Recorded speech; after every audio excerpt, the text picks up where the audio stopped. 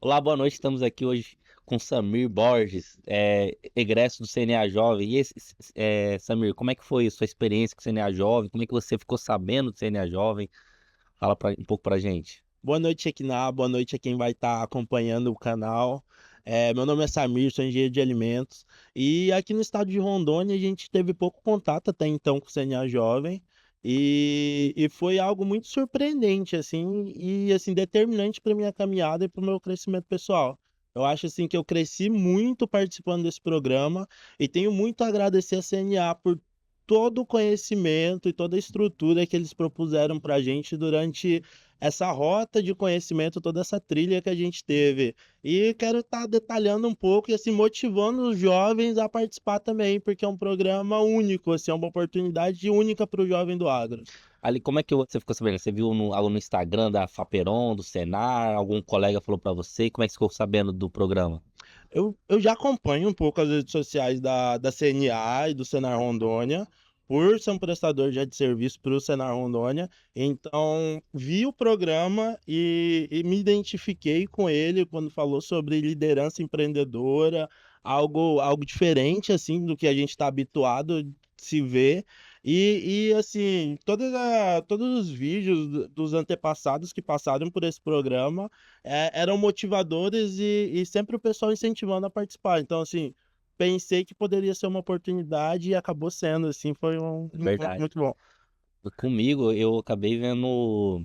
A gente acaba vendo no Instagram, né? Mas a gente acaba vendo quem que participou do CNA Jovem. Essa questão do case de sucesso é bem legal mesmo, porque a gente viu aqui, por exemplo, aqui no estado a gente via que tinha a primeira do que traz a gente primeiro as viagens. Pô, quem ganha CNA Jovem vai pra Nova Zelândia, vai ali pra. O pessoal foi pra China, pro Vale do Aham. Silício. Pô, eu quero viajar, então Então, a vamos premiação dedicar. motiva. Pra premiação é o primeiro motivo, mas aí depois você começa a ver o histórico das pessoas, né, que participou, aí você vê assim, pô, aquele cara lá tá bem, aquele cara é um grande empresário, pô, aquele lá tá em grande carga, é um supervisor, aquele lá é um gerente de uma regional. Então a gente quer ver, pô, quem ganha o CNA jovem se dá bem na vida, né? Então a gente, pô, Tem um é, é, crescimento. é um trampolim, porque o CNA jovem que a gente vê lá, a gente ganha ferramentas, né? Quando a gente fala ferramenta é o quê? Ah, aprender como se comunicar, aprender ali inteligência emocional, aprender negociação de conflitos, são várias outras coisas. No que você mais te marcou ali das ferramentas que você aprendeu, que você cresceu muito naquelas ferramentas? Assim, tudo marca muito e tudo constrói muito, é uma construção que, assim, é passo a passo. Às vezes a gente fala de uma ou de outra ferramenta e quem ouve não entende a mudança que isso impacta na gente. Mas, assim, muito a parte de mediação de conflitos, assim, você começa a entender que às vezes ambas pessoas querem a mesma coisa, só que a falta da comunicação, a comunicação assertiva não se tem. Então, assim, às vezes é a gente sentar, conversar e resolver o problema. E outra parte que me marcou muito foi a parte de ser empreendedor e ser um líder mesmo. Porque a gente vê que liderança está em tudo, assim, desde de abrir um caminhão até fazer algo muito complexo, a gente precisa da liderança. E a comunicação tá muito disso. Um grande líder, ele sempre vai ser um grande comunicador. E eu vejo que essa foi uma ferramenta que me ajudou muito, assim. Eu vejo que as pessoas conseguem se comunicar e eu vejo que eu melhorei muito a assertividade na comunicação. O programa me deu muito isso, essa facilidade de se comunicar. Não, legal, legal. Uma coisa interessante também que a gente aprendeu no programa foi a questão de como identificar um problema, que todo problema é um problema de solução, né? Que a gente falou assim, Sim. ó, qual é a dor do produtor? Ah, o produtor pensa assim, tudo dá para tirar um problema numa estrutura, numa sintaxe, né? É exclusivo do programa para a gente poder fazer uma iniciativa, um plano de ação. O que que fala um pouco sobre isso? Ah, muito legal. Você tocou outra parte que já não estava, já que eu deixei passar. Mas é essa questão de você entender como que é uma iniciativa, entender o porquê que você está fazendo aquela atividade, entender o para quê. Que você, acima de tudo, você tem que pensar sempre no beneficiário, a pessoa que vai receber o que eu estou fazendo, o meu trabalho, o beneficiário, ele está satisfeito? É aquilo que ele quer? Eu vou solucionar o problema dele em vez do meu? Então, a partir do momento que você consegue solucionar o problema, consegue identificar o que que seu beneficiário quer, qual que é a dor que ele sente ali, você vai começar a ser muito mais assertivo. Você vai conseguir ser mais preciso no que você faz, assim. Isso é uma coisa muito importante, né, Samir? Porque, por exemplo, muitas vezes a gente vê um problema que às vezes é um problema nosso, uma dor nossa. Entendeu? E Nossa. aí a nossa dor acaba sobrepondo a dor do produtor. De repente, por um exemplo aqui, uma dor nossa, o produtor tá com um problema de responsabilidade técnica aqui, que não pode ser o engenheiro de alimentos, nós somos engenheiro de É. alimentos. Mas isso é uma dor do produtor? Não, é uma dor Não é a dor do nossa. produtor, é a dor nossa. Porque o produtor não tá nem aí se vai ser um engenheiro de alimento, vai ser um médico veterinário, vai ser um agrônomo, quem vai ser. Então ele quer que o problema dele seja resolvido. Então muitas vezes assim, tem uma dor aqui que o selo arte não tem o selo arte na região. É uma dor do produtor? Ele, Não, ele, é uma dor ele, ele nossa. precisa disso. Acaba que é uma dor nossa, porque a gente tá trabalhando no meio ali e acaba tendo uma dor nossa. Então quando a gente não consegue identificar corretamente, usando pela metodologia a gente fala o FX, do Fernando Chimenez, da Aham. CNA Jovem, a gente consegue identificar, pô, isso aqui não é uma dor do meu produtor, é uma dor minha. Se não é uma dor do meu produtor, não é numa iniciativa que vai pra frente. A gente fala muito assim, E- quando é um problema de liderança, ele meio que é como se fosse você jogar uma pedrinha no lago, que vai aquelas ondas perpetuando. Quando é uma dor nossa, chega ali, beleza. E normalmente a gente sempre colocava a nossa solução e não ouvia o que o beneficiário Isso. queria. O que que realmente é o problema dele, não o nosso. E a gente queria colocar de goela abaixo. E sendo que é só ouvir o que ele quer. E às vezes a gente ignora ouvir o que ele quer. Como é que foi da questão de se conhecer? Que a gente no CNA a gente trabalha muito sobre propósito, sobre habilidades, quais habilidades que a gente tem positivas, negativas. Como é que foi sobre o seu propósito? Como que era? O caderno, né? É, a Nossa. gente faz o caderno. O caderno é um dos primeiros passos ali que a gente tem, era nas etapas iniciais, mas foi algo que marcou muito e que eu cheguei em casa, eu passei até para os familiares, assim. Já pararam para imaginar quais são seus pontos fortes e o que que talvez você tenha de fraqueza e principalmente qual que é o seu propósito aqui, o que você está fazendo hoje tem a ver com o seu propósito de vida? E é algo que me marcou muito também, identificar qual que é o meu propósito e me encontrar e me descobrir como pessoa, principalmente profissionalmente, assim. Aí auxilia muito quando o profissional e o pessoal estão alinhados, assim, as coisas fluem mais fácil. É bem legal. Tem uma série, eu gosto de muitas séries, essas séries tipo de startup, né? Sim. Como é que foi criado o Facebook, criado o Uber. Aí tem uma série que eu assisti da Coworking. Como é que foi criado o Uhum. Coworking? Era trabalho, o pessoal alugava o mesmo ambiente, trabalhava junto de várias empresas. E aí eu, semelhando durante o CNA Jovem, aí eu assisti a série, bem no meio ali, eu me liguei, falei, que legal, que interessante sobre o propósito. Que lá na série falava bem assim, a, um cara, dono o fundador, né? Ele tentava tudo, inventava problema, solução, inventava um salto alto do que desmanchava, inventava um monte de coisa e nada ia pra frente.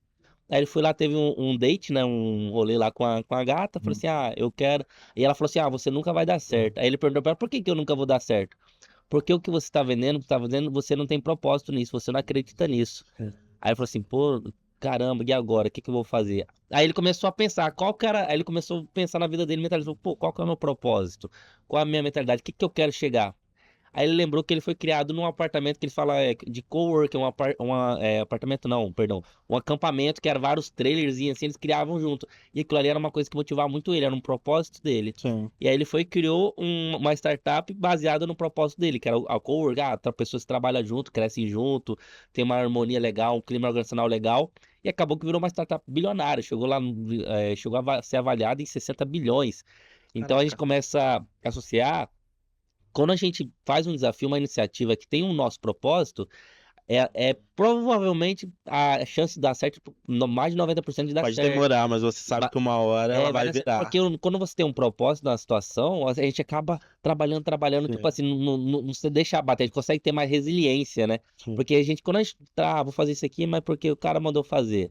Aí você acaba que não tem muita resiliência por causa da dificuldade, mas quando você encontra seu propósito naquilo ali de estar trabalhando, então você consegue ter mais resiliência, mais trabalho, mais essas coisas Porque assim. você acredita naquilo ali. E isso é uma coisa puta importante que eu achei bem legal, assim, relacionando essa história de startup com o CNA Jovem. O CNA Jovem também, ele trouxe ali várias ferramentas ali, curso de oratória, curso de desafios. Fala um pouquinho mais sobre isso. Ah, é muito bom, né? Quando a gente pensa tanto no dia a dia, quando você vende o seu serviço, você tem uma oratória, e assim você conseguir solucionar desafios. Porque, querendo ou não, nosso dia a dia é muito isso, principalmente do engenheiro de alimentos, quando trabalha no agro. A gente pega perspectivas de produtores que produzem alimentos totalmente diferentes no dia a dia. Nossa, me aproveita e fala um pouco do seu desafio, já incluindo isso.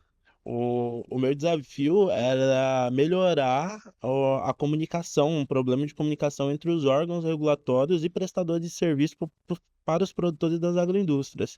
E desenvolver um canal de comunicação entre eles que pudessem realizar um alinhamento entre eles. E assim, em alguns casos, ele vai acontecer semelhante aqui, que tem um consórcio na região que vai alinhar prefeitura, órgãos que dão assistência técnica, exemplo, Senar e Emater, e produtor rural. Então, é semelhante a ideia, mas para municípios pequenos da minha região de Cacoal, é de fundamental importância ou a inserção dele ou utilizar essa ferramenta que eu estava desenvolvendo. Não, legal, muito, muito válido, né? O meu desafio, falei muito sobre. Eu peguei um tema clichê, né? Que a gente. É um clichê que até hoje a gente não consegue resolver, que é a questão da sucessão familiar. Que hoje os produtores têm muito problema de sucessão familiar. O que que acontece? Nós identificando. A gente chegava num produtor e perguntava assim: qual é o seu, nas produtores de agroindústria, né? Qual é o seu problema? Ah, meu filho não quer me ajudar, meu filho prefere trabalhar para os outros, trabalhar no balcão do supermercado, do que trabalhar na farmácia, que trabalhar para mim. Aí chegava nos filhos, por que que você não trabalha com seu pai? O que que tá acontecendo? Ah, não, meu pai é muito cabeça dura, meu pai não deixa eu trabalhar, tem que ser tudo do jeito do meu pai. Aí a gente consegue identificar ali o seguinte, o pai quer que o filho trabalhe e o filho quer trabalhar. O que que tá acontecendo? O Exatamente. que que tá acontecendo? Comunicação. A comunicação. Eu falei, pô, Sim. então o principal problema aqui é a comunicação. Também outros problemas que acaba tendo é que de repente a agroindústria ali não gera uma renda suficiente para poder manter Manter a a família. família e ainda dar um salário pro filho. Então, às vezes, quer aquela mão de obra gratuita do filho, o filho, pô, ele quer ter um dinheirinho para poder, às vezes, ir no cinema, poder comprar um sapato, poder, às vezes, fazer uma viagem, e acaba que não tem, porque ele precisa de um salário. Aí, que foi o meu desafio? Eu falei, pô, o desafio, então, é a sucessão familiar aqui da agroindústria, porque quando o pai é novo, ele não liga muito pro seu filho estar ajudando, não, porque ele tem força, tem vigor, consegue trabalhar, consegue fazer as coisas. Só que quando ele tá mais velho, vai ficando 40 e poucos anos, já não consegue, já não tem aquele gás todo pra poder trabalhar. Ele precisa do filho, mas aí seu filho já saiu fora. Sim, Aí já tá desmotivado. qual foi a minha iniciativa, como eu usei como solução? Eu falei assim, ó, vamos fazer o seguinte, vamos fazer um subproduto da agroindústria. Por exemplo, se o pai dele lá fazia queijo, agora a gente vai desenvolver aqui, vai sobrar soro, né? Mas vamos desenvolver uma bebida láctea desse, vamos fazer um iogurte, fazer um todinho, gerar um produto. Porque é uma coisa que até gera um problema ambiental, que às vezes o produtor descarta de qualquer Sim, maneira, né? sim. Então a gente falou assim, ó, então o pai vai continuar vendendo queijo, essa renda do queijo vai ser exclusivamente do Bem, pai, o soro, o filho vai criar uma renda com esse soro. legal. Então ele vai usar a própria infraestrutura que já é regularizada, então ele já consegue entrar no mercado e vai fazer tipo assim, um todinho, fazer outras coisas. Ah, o pai vende polpa, vamos ensinar o filho a fazer geleia. Então ele consegue, sem competir com a renda do pai, agregar uma renda, essa renda é exclusivamente daquele filho. E aí conforme for trabalhando, o pai vendo, pô, tá pegando maturidade, tá conseguindo aprender a mexer com dinheiro, com fornecedor, eles acabam que vai se unindo no futuro. E isso aí vai resolver o problema da sucessão familiar das agroindústrias. Eles vão conseguir trabalhar junto, tá desenvolvendo. E isso vai, a longo prazo, vai dar um resultado bom. E aí depois a gente fez uma feira com esses produtores para poder Legal, vender. legal. Então a gente deu uma consultoria ali, falou assim, ó, a gente escolheu os jovens ali, vamos dar uma consultoria e ensinar eles a desenvolver um novo produto para poder eles agregar uma renda exclusivamente deles, que no final eles vão estar fazendo Muito a legal. sucessão familiar. Então foi meu E desafio. levando inovação Isso, junto. foi inovação e sucessão empreendedora, com empreendedorismo junto. Eu, Meu eu desafio foi mais tenho, ligado a isso. eu tenho um caso que é bem semelhante lá em Cacoal, é agroindústria desfrutando, produtora de geleia, o marido produz as frutas na roça, só que daí tinha um filho, que daí era desempregado, e daí a gente colocou o quê? Trabalhar o agroturismo para ele daí. E hoje o agroturismo que é feito lá é servido cafés da manhã em volta da agroindústria, porque tem uma arborização em volta, e ele desenvolveu toda uma empresa de cafés da manhã lá que as pessoas vão lá desenvolver o agroturismo e tudo mais, e hoje rentabiliza mais do que a própria agroindústria daí. Aí, Né? muito legal, Não, assim, um caso de é sucesso. bem legal, né? Ah, Porque não compete com a renda familiar principal da família ali, né? E ele consegue agregar renda, e isso vai ter uma sucessão familiar. Porque se é. não fizesse isso, e a pessoa, se esse filho vai estudar e trabalhar fora, ou vai estudar fora e trabalha fora e não volta, e acabar ele falou assim, a produtora fala, pô, eu tô cansada, eu vou parar porque isso dá muito E o que que é trabalho. legal? A produtora ajuda na mão de obra dos dias de café da manhã e o filho dá de retorno a parte tanto de trabalhar com fornecedores quanto a parte de marca, de internet, Instagram, contactar as pessoas. Então é bem legal que é uma troca ali que eles fazem e ambos trabalham em ambas as empresas, mas o financeiro é dividido daí. Isso, que aí tem a gestão nos caixas E financeiros. o legal é o quê? Que a agroindústria é gerida só por ela e ele gere a outra. Então, e se não tivesse agroindústria, provavelmente que essa parte de agroturismo também não ia se desenvolver. E essa parte de agroturismo também está auxiliando nas vendas dos produtos, porque acaba que a É que faz produtora um tem uma marketing, vitrine né? É nova, uma aham. vitrine, é um É uma marketing. Não. vitrine, então, assim, muito legal, assim. Então, eu vi que também é uma das alternativas para a sucessão familiar é trazer o turismo, associar o turismo às agroindústrias, assim, é bem legal. Né? E o legal é que a gente não. Essa método, esse desafio, essa iniciativa de sucessão familiar, ela não se aplica só a quem tem agroindústria. Pode ser, às vezes, um Aham, produtor que tira leite, entrega só pro laticínio, pô, vamos ensinar o filho dele a fazer um doce de leite, sim. fazer um derivado do leite. Ah, o cara vende suíno, pô, vamos ensinar a fazer um embutido defumado. O cara vende frutas, vamos fazer polpa de fruta. Então a gente consegue implantar a agroindústria de uma maneira que Todas as você. Em cadeias. todas as cadeias, Da para poder mesma ter a forma, sucessão familiar. o turismo também talvez se O adeque, turismo é também bem legal. usando a agroindústria, exemplo, tem uma lavoura de cacau. Eu faço um ciclo itinerante na lavoura para ele conhecer a secagem, para ele conhecer a torra, e no final eu faço a parte de turismo com o próprio chocolate da própria lavoura ali. Então faço um ciclo ali de tudo, uma rota turística do cacau. Posso fazer também no café. Então, assim, em várias lavouras, essa parte do turismo eu acho legal, associada com a agroindústria também, que é a nossa área. Vamos puxar essa sardinha Que é aqui, nessa área. que é a nossa área, né? Então, assim, é uma das formas de se combater esse problema de sucessão. E assim, e aqui é um problema nacional mesmo. Você pega, tem política pública já aprovada, desde eu acho 2019, voltada para esse problema de sucessão familiar. Então é algo sério, é algo sério. É que são familiar, eu que nem durante o programa eu fui premiado, que eu acabei viajando, fazendo o intercâmbio CNA Jovem em outros estados. Então Uhum. eu fiz o CNA Jovem no estadual aqui no Rondônia, aí eu fui para São Paulo, fui para Campinas e fui para Bahia, depois também fui para Brasília pela parte nacional. E nesse que a gente foi lá tanto em Brasília, opa, tanto na Bahia quanto ali em São Paulo, a gente vê que lá também tinha problema com sucessão Sim, familiar. Lá tinha até desafio assim, a família para família, e tinha vários programas, porque é um programa realmente nacional, tipo assim, muda o endereço, mas o o problema é o mesmo. problema é o mesmo. E o legal dessa iniciativa que a gente trouxe é porque ela traz inovação, ela traz Inovação. empreendedorismo e dá certo, Sim. só que precisa ser aplicado, precisa ser replicado pela Já está CNA. desenvolvida, né? Já Tem que está desenvolver. desenvolvendo ainda Porque ela mais. está no processo de ideação, né? Passar para atração ela. Uhum. Samir, no CNA Jovem ali, você. Quem mais te marcou, fora essas. Você gostou muito daquela questão? Eu lembro que você comentou muito comigo sobre a questão de conflitos. Ah, mediação de conflitos. Como é que aprender a desenvolver um conflito sem entrar em embate? Como é que foi? Sim, sim. Principalmente a gente ter uma comunicação não violenta. Eu vi que o segredo de todo o conflito, de toda a troca, ou quando a gente está na queda de braço, é você ter uma comunicação que não seja violenta. Se a todo tempo você entender o que que a outra pessoa quer. Porque daí você pode às vezes ceder, mas acima de tudo você trabalhar o que você quer de uma forma não violenta, sempre escutando, sempre se comunicando de uma maneira que você não seja violenta. Então, assim, a comunicação não violenta talvez seja o segredo para a gente mediar conflitos, assim, e é muito legal as dinâmicas que a gente passou.